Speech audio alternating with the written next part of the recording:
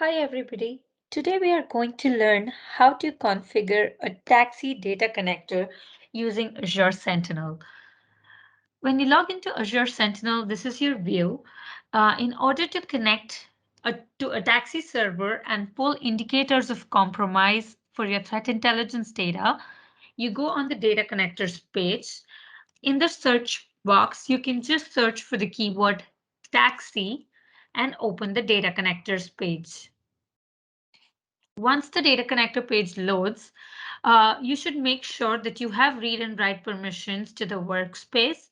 The taxi data connector supports taxi 2.0 or 2.1 connections only.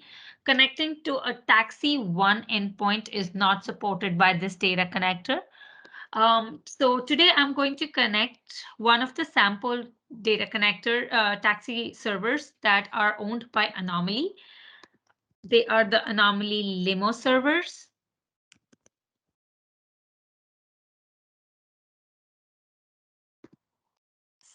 So it cannot have spaces. So I'm just going to put underscore. And then I am going to put the API root URL.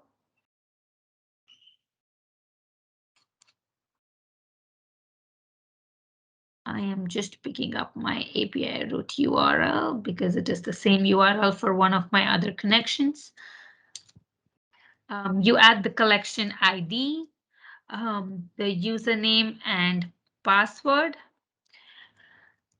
For the import indicators, this is basically how much back in time should we import the data in the first run. For example, if it's selected to 1 month old, we will go 30 days back in time and pull in any indicators that were added up within the last 30 days. I'm just going to put all available. Polling frequency is basically how often we should connect to the taxi server. I'm just going to say once a hour. This is mostly used for purposes like the connections which require a call quota. For example, some of these taxi servers have a call quota and of 30 calls per month. If you end up choosing once an hour, you will probably max out on your quota very early within a day and a half. So what I did was I pressed the add button, and here you can see that my data connector got added. My connection got added here in the list of configured taxi servers. We will give it a couple of minutes and you will see that the data will start flowing into Sentinel using this taxi data connector through the connection we just added.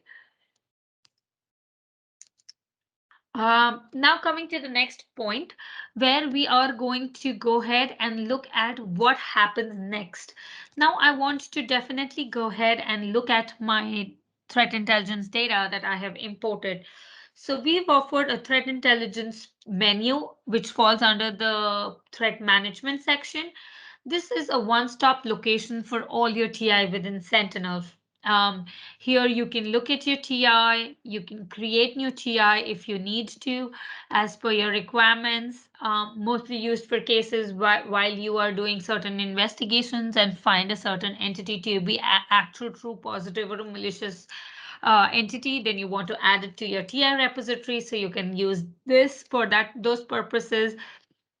You can search and filter on your TI. So for example, the TI that I just brought in will show up right here with the source system. So if you go back to the data connectors, there was a field called a friendly name. That is the name that is stamped on every single indicator that flows in through that particular connection.